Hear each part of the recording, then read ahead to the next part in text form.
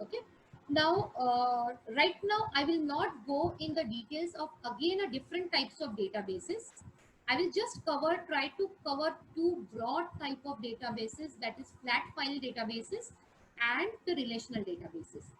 So flat file databases is if suppose all the information you are storing in a single table. Suppose I will take your real life example that you are taking admission in the college. So the information which you are giving at the time of admission is your student name, address, mobile number, what are your percentages of 10th and 12th. Okay. Whenever you try to give the examinations, you will get different grades for different subjects. If all that information I am storing in a single table, then I can say that my database is a flat file database because it is having single table into it. Your that data is not splitted into multiple tables so that tables are interconnected to each other. Okay, but we are saying that in database we are storing interconnected data. So the question arises, why you require to break the data in multiple tables. Okay, just see this example of flat file database. What you are noticing, the limitations are, if you can observe that, just see doctor id is getting repeated. If doctor id is getting repeated, definitely name of doctor is also getting repeated, plus room number is also getting repeated, your gender is getting repeated.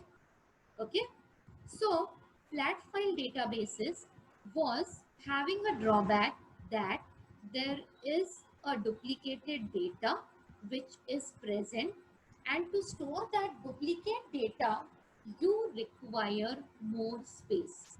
Whenever in the upcoming slides we will see what are the drawbacks of file processing system, I will elaborate more detail that how these drawbacks can be eliminated in database.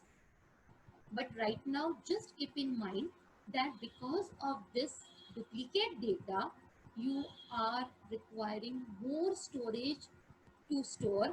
And also, whenever you are changing information at one place, you need to change the information at multiple places.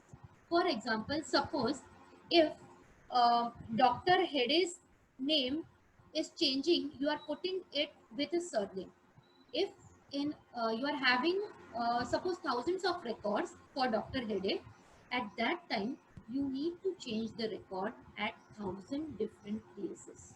Okay, and suppose if you are manually doing this, you forget to do it at one place, then you will find the data is inconsistent. In the next slides we will see it in data. This problem of repetition of data is known as data redundancy. Okay, so now to avoid that, we are going to the relational database in which we are splitting the single table into multiple tables, and the tables are connected to each other. So the advantages of relational databases are, there is the duplicated data is reduced, database space is not wasted, then you can very easily enter the data and it becomes very easy for you to update the